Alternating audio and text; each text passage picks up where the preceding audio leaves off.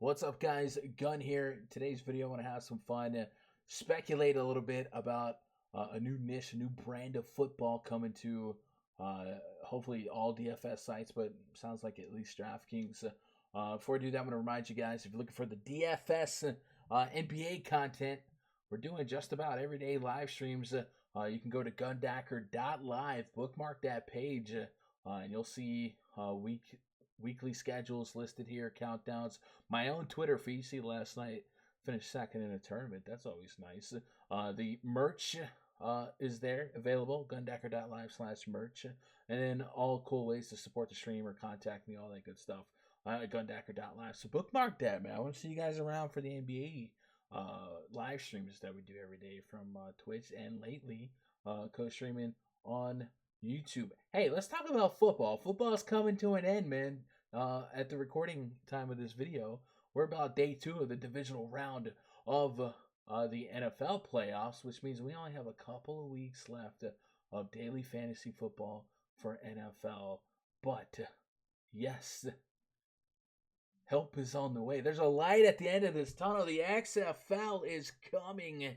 And on DraftKings Assist, the verified DraftKings support team on Twitter did put out a tweet 2 days ago confirming that they will have XFL contests this season and that they will begin on February 8th.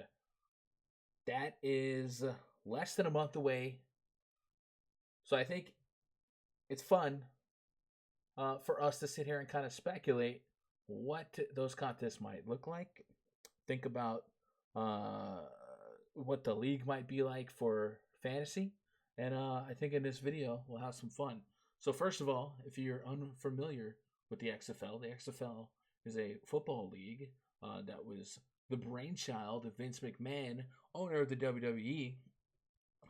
It had an ill-fated one-season lifespan, and then a couple years back there was a notorious documentary about it, and I guess that breathed new life into the concept of the XFL. Last year we saw the AFL kind of show that, hey, maybe there is some a market for some people out there that might be interested in an alternative football league, particularly during the down season, right? During the off season. And I think there is, and I think the XFL has an opportunity here. Obviously, I don't ever project them to be on the NFL's level, and we should just, appreciate what we have here. It could be like arena football or whatnot. But hopefully it sustains itself as a business, and it grows. We see more expansion teams. But baby steps. So first of all, the XFL is going to be an 8-team football league featuring the Dallas Renegades, the Houston Roughnecks, the LA Wildcats, the New York Guardians, the St. Louis Battlehawks, the Seattle Dragons, the Tampa Bay Vipers, and the DC Defenders. I was personally hoping that the New York Hitmen would come back because I thought that was a really cool name. But now let's talk about what we might expect from the XFL on DraftKings. And the first thing I want to talk about is potential slate and slate sizes. In all other sports, I'm not really a big fan of small slates. I don't like 2-slate NBA slate or 2-game NBA slates, 2-game baseball slates. And I'm not excited for 4 games, but I'll play them.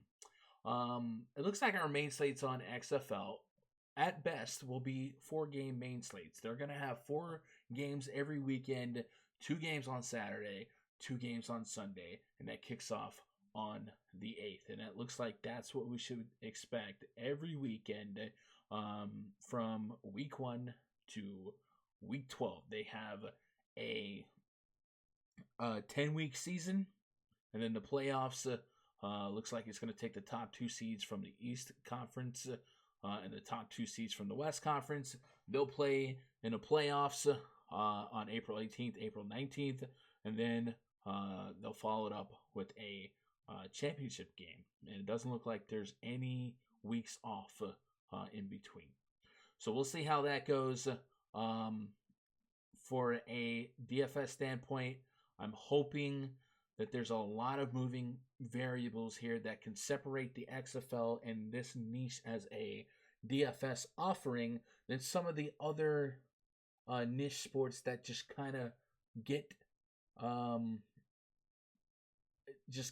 lost. Like, so they have CFL DFS on DraftKings, but the CFL schedule is a little bit wonky, and it doesn't have a lot of mainstream attention, and it just there hasn't been enough attention or prize pool to kind of support each other, and it just that no one plays it, right?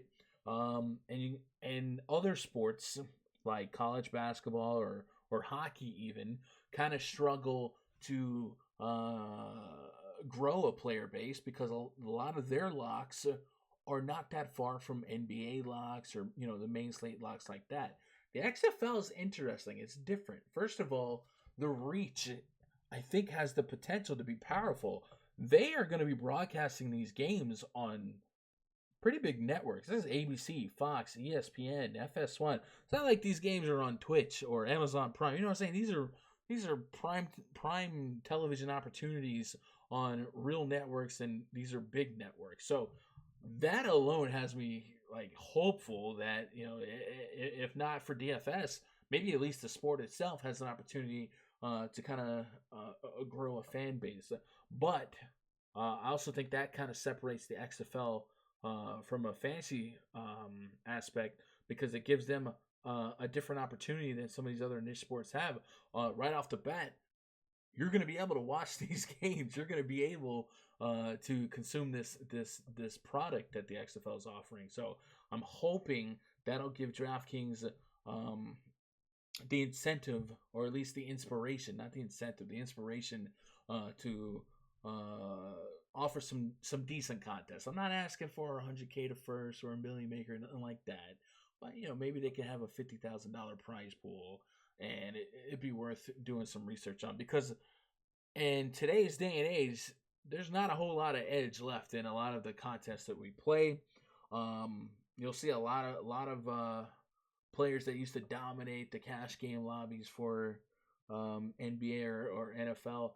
Some of those guys have kind of taken a step back from those sports and just kind of going where the edge is. And that could be soccer, that could be League of Legends, that could be some of the smaller niche sports. I think the XFL has an opportunity to have a big edge, at least early on, because we're not dealing with a normal game here. We don't have years of stats for these players, these teams, these tendencies.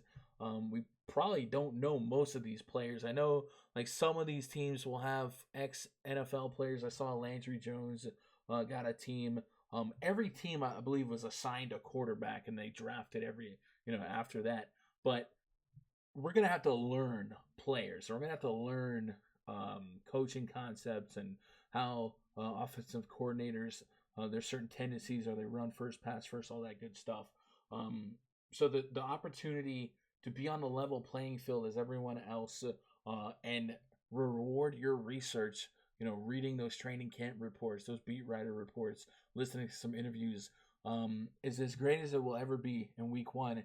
And with that said, if you don't know what to do with these players, DraftKings in their pricing algorithm may also struggle to know what to do with these players. So we might see some really, really weird stuff going on, at least in the first week, but maybe the first couple weeks of the XFL. So for that alone, I'm hoping that DraftKings at least gives us an opportunity to reward ourselves in week one or week two for doing the legwork, doing the research, because I have already started, researching each team, looking at the draft report, seeing where these guys came from. There's a lot of players in this league that used to be in the NFL, but a lot of them used to just play in college, and that's good to know. Were they on really good college teams like Ohio State and stuff like that? I know Cardell Jones is also a quarterback in this league as well. So I'm gonna stop rambling on that, but you kind of get the idea, right? Like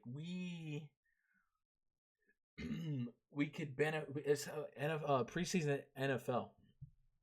You read enough reports about training camps, beat writers, job competitions, and you kind of know more than the average person would when they come into this. And I don't know. I guess it's a two-edged sword. Sometimes analysis by paralysis, or paralysis by analysis, if you run it backwards. Anyway, your schedule is going to be a 4-game weekend slates. Hopefully, we see 4-game main slates. The other thing I wanted to mention here, while the networks is a pretty powerful opportunity to obtain and retain mainstream audience, from a fantasy perspective, these locks don't appear to be competing with other marquee sport lock times. Maybe every Sunday now and then you'll compete with NASCAR, but college sports and hockey, they tend to compete within an hour or two of NBA locks, sometimes at the same lock.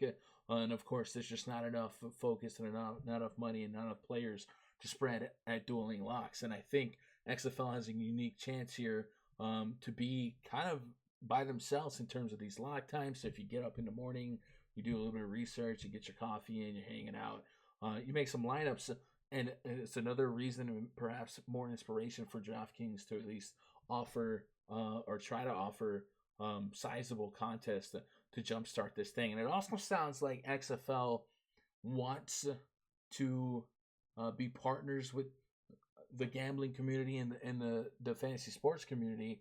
I've seen several quotes from their management and their administration saying that they appreciate that market because there is a real market there for fans and interest of the sport to grow on the gambling side of things.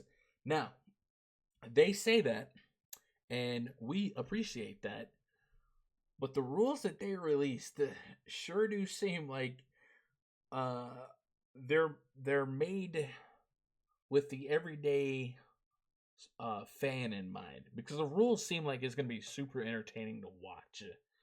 But man, oh man, does it feel like there's going to be a high level of variance to frustrate us from week to week.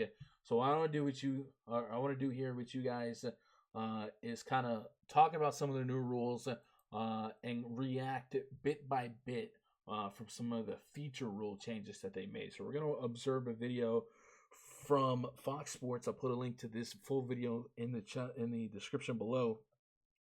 And this video is going to talk about some of the key differences between XFL football gameplay versus the NFL. And you'll see that they put a big emphasis on scoring. They want points to be scored, and they want the games to be more exciting, which is all cool with me. I want to watch some more exciting games. I hope it doesn't get too wonky. If you guys remember years back, there was a thing called slam ball, where it was like basketball. They were jumping around on trampolines and scoring. Like, it sounded fun, but maybe it was a little too much going on. So hopefully it doesn't get that crazy. But let's jump into this video here and kind of see what they have planned for us to. This is the XFL Kickoff. This is about creating more opportunities for big plays. To eliminate high-speed collisions, we're shortening the distance between opposing players. The coverage team starts on the opponent's 35-yard line, and the return team starts on their own 30. When the ball is first kicked, only the kicker and receiver can move. But once it's caught or is on the ground for 3 seconds, all players are free to run, block, and tackle.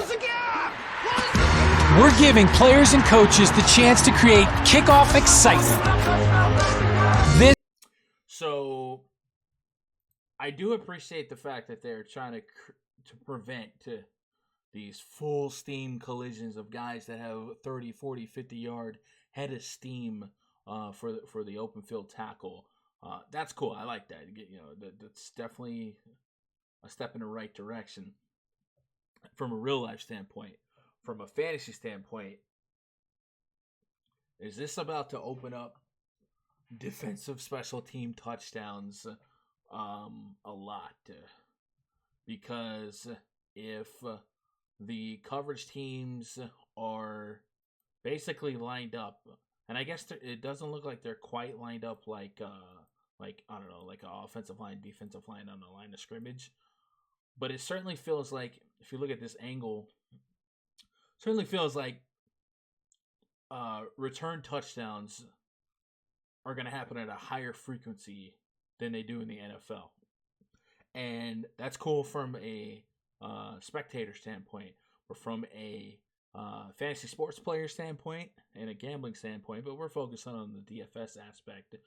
This will certainly create I want to say a lot more variance for the defense position, but a lot more value on the defense position, because I do think we're going to have just the fact that we're going to have more kickoff returns is going to increase kickoff touchdowns, but it looks like there's plenty of potential for designed coverages and protection schemes to get the X down into the open field, catch a block or two, and boom, you're to the house. You beat the kicker, right?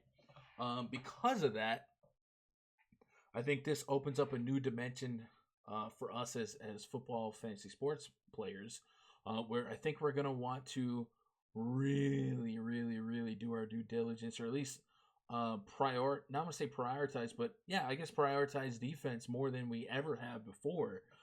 There's been weeks this year in DraftKings NFL where defenses got under $2,000 on a $50,000 salary, and I would just play them just because there's so much variance at the defensive position as it is, that I just play one and hopefully they get a fumble return touchdown, or interception, something like that, because that's how variable touchdowns were for defense. I think right now, I don't want to say it's likely, but it sure seems like with this game, and punt returns are kind of similar as well, it seems like it's very likely that every now and then we're going to have a defense score a couple of touchdowns, and you get the best kick returner in the league, a speedy guy who maybe is also listed as a wide receiver, and it's going to be a real strategy to double stack your receiver if he's a kick returner with your defense. It's already known as the double dip in NFL, but that's not something we've seen. As a matter of fact, I don't even know if we've had one of those this season alone.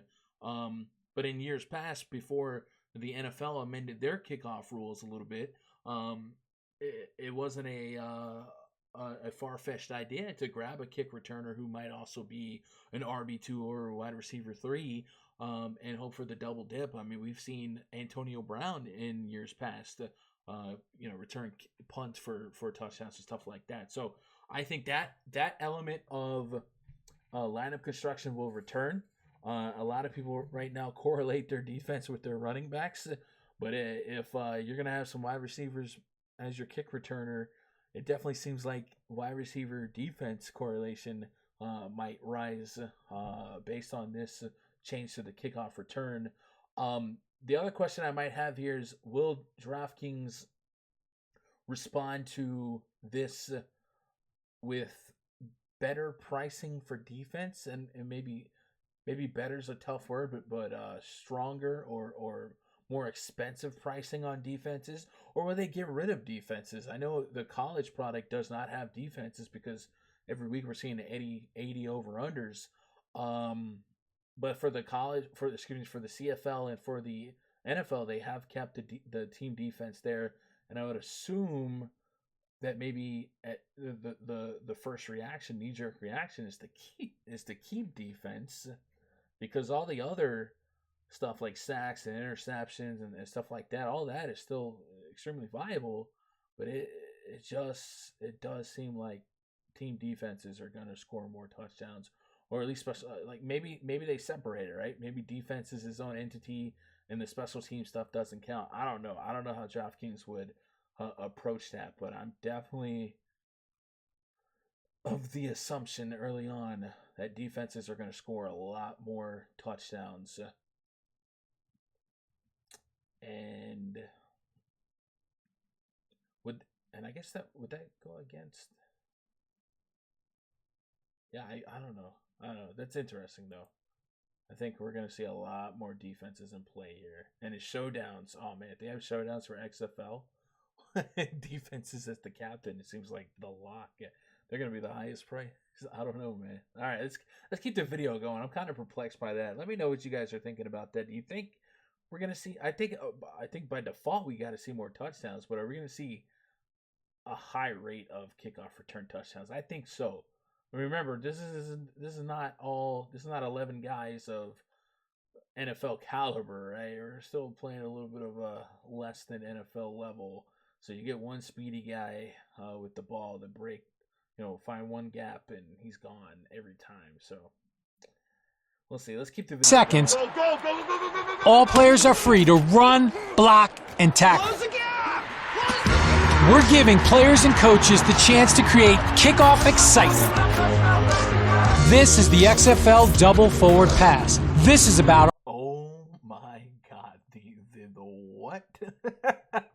The double forward pass. Oh my. Oh my. Forward pass. This is about offensive creativity. Typically in football, only one forward pass is allowed. So if you want to try one of those tricky double passes, that first pass has to be a lateral, and those are risky. Not in the XFL.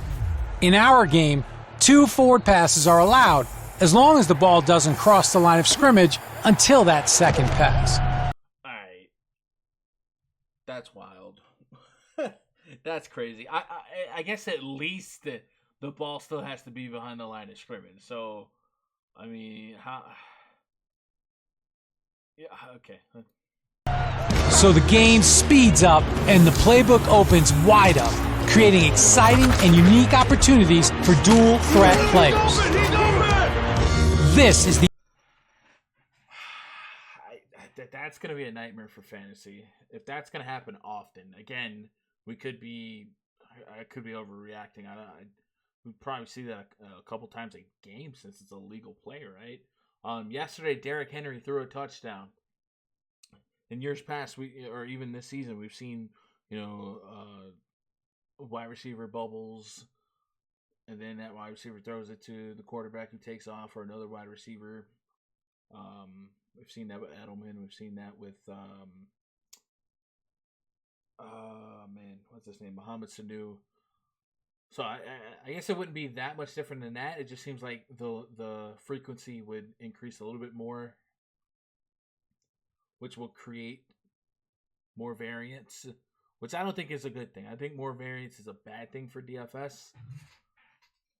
But again, I appreciate what they're doing from an entertainment standpoint. But now we're starting to teeter with the idea of, are we on the slam ball, right? Are we jumping on trampolines yet? I don't think we're in the circus yet, but I think we're getting there. So I guess defenders have to never let go of their assignment, right? Just because the ball's passed doesn't, or a quarterback, checks down a screen to a running back. You can't focus on the running back. You gotta make sure that your wide receiver isn't open. And then I wonder, how many players might take something upon themselves if they just see somebody open. I don't know. That'd be wild. Could you imagine if XFL gets a video game and having to put all these mechanics in a game? The XFL point after touchdown. This is about raising the stakes and stepping up the strategy. In the XFL, the scoring team has 3 different point after touchdown options. And none of them involve a kicker. All right, so no kicker. It looks like these 3 red lines are going to indicate that they have a 10-yard, a 5-yard, and a 2-yard line formation, or first and goal from the 2, from the 5, and the 10. And I'm assuming that's where your point increments come from. The first option is an offensive play from the 2-yard line worth 1 point. The second is a play from the 5-yard line worth 2 points. And the third is an aggressive play from the 10 that earns 3 points. That's interesting. From a real-life standpoint, I think the math is probably on 2 points, right? From the 5. Unless you're running the ball from the 2, there's not many plays, or at least not many passing plays from the 2 that wouldn't work from the 5 if they are successful. And then mathematically, if you had an 80% success rate from the 2-yard line and even a 50% success rate from the 5-yard line, wouldn't you always go from the 5? Because if you're telling me, you get 2 touchdowns, both of those touchdowns you go for 2, and if you had a 50% success rate and you only made it once, you still have an extra 2 points instead of going for 1 point each time. So I don't know. We'll see. Like, 10 points is viable too. The scoring team's offense only gets one chance to convert whatever option they choose. And if they fail to convert, they get nothing. And you ever have a running back or a wide receiver, you're climbing high in a tournament, and you know that they can't kick a field goal, they got to go for 2, and you're like, man, if my guy gets this touchdown and then they go for the 2-point conversion, my guy can help me bank this tournament. That's an extra sweat right there. If your team scores the touchdown, you're looking for that extra point or those extra points, and you're like rooting for them to go for 3 because if your guy catches it, it's 3 points, right? Instead of the 2-point conversion or whatever. And then I imagine if they caught it on a 1-point conversion, it would just be 1 point for the touchdown too. So you imagine tilting on going for it from 5 instead of 1 or whatnot. Also, if you go for it from the 5-yard line, say you're going for a 2-point conversion, and you draw a false start, or excuse me, a offsides, would you be eligible to go for 2 from half the distance of the goal? Same with the 3-point conversion. I wonder. I'm assuming so, right? defense can score too. If they get a turnover and return it to the opposite end zone, they get the same amount of points the offense was attempting. That's 3, baby, that's 3! Could you imagine a 98-yard interception for 1 point? Oh, boy. So now there are more chances for teams to come back, and no lead is ever really safe. This is the XFL punt. This is about coaches thinking twice about punting or going for it on 4th down. In the XFL, if a punt goes into the end zone, the receiving team gets the ball on their 35. And for Whoa, buddy. 35? What becomes the punt zone? If you're at the 50 and you consider the punt and you punt and it just gets a bad roll and goes to the that becomes a 15-yard punt. Forget about coffin corner kicks. Punts that travel out of bounds are placed at the 35 too, or where the ball left the field, whichever is better for the receiving team. Plus, the punting team can't cross the line of scrimmage until the ball is kicked. So the receiving team is less likely to call for a fair catch and more likely to return it. Go! So I like the idea of that. So the punting team can't cross the line of scrimmage until the ball is kicked. So I'm guessing that they're going to line up like a kickoff return then, right? Because you couldn't, like right now, you got guys on the line lined up like offensive line, defensive line. Defensive line's not going to know when to go because they don't know if the ball's been kicked yet, right? So is everyone just standing here? Otherwise, that's a little unfair, and I can see a lot of penalties being thrown. We're making the punt more about coaches going for it on 4th down.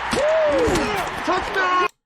So much like the kickoff return thought process, you guys know who the punt returner is for a team.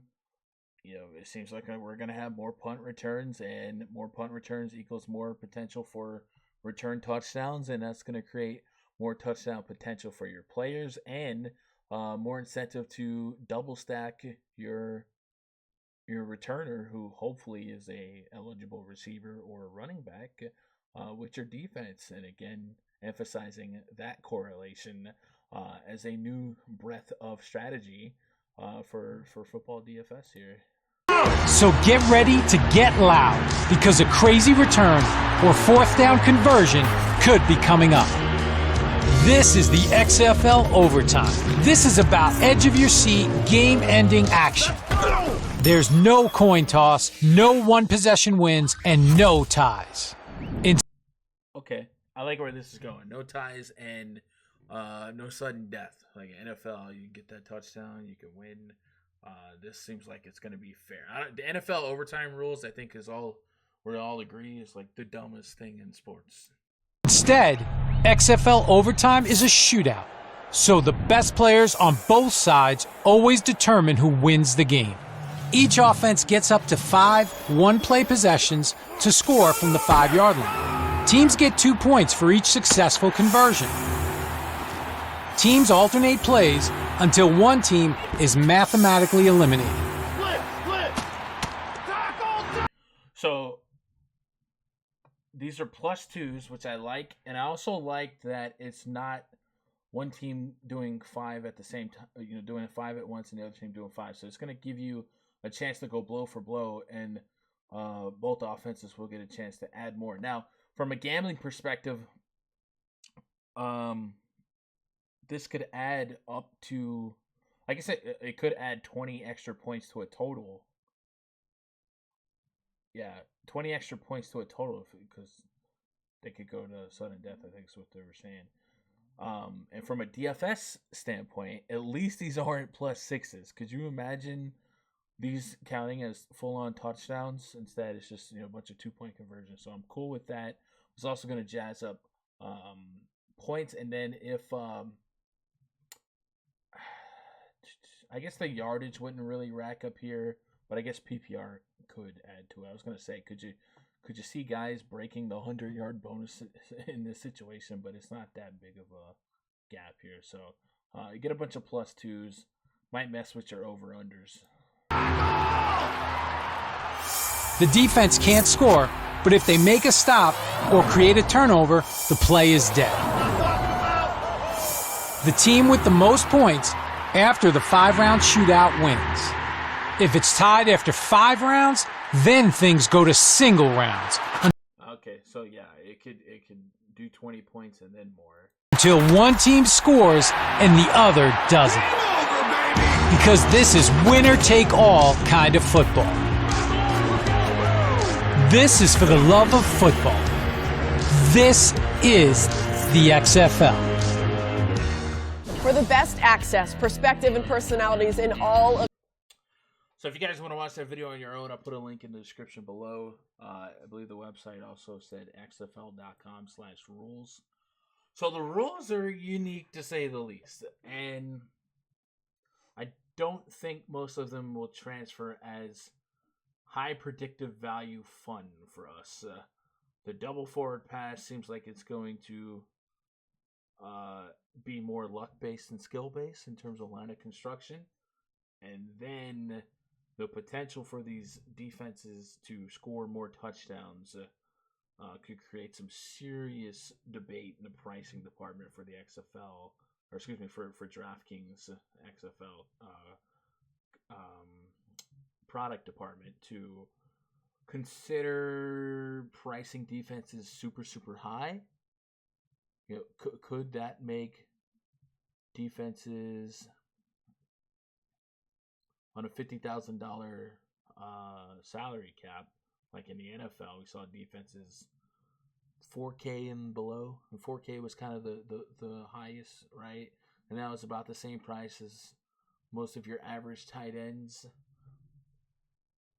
Could we see 7, 8K defenses if it's a $50,000 salary? Maybe. I did have a few curiosities on whether or not like XFL would be the same roster construction as CFL. I don't believe CFL uses a tight end, but it does look like the XFL will use a tight end. So if we do go with that, maybe we're still expecting 2 running backs, 3 receivers, tight end, flex, defense, and a quarterback.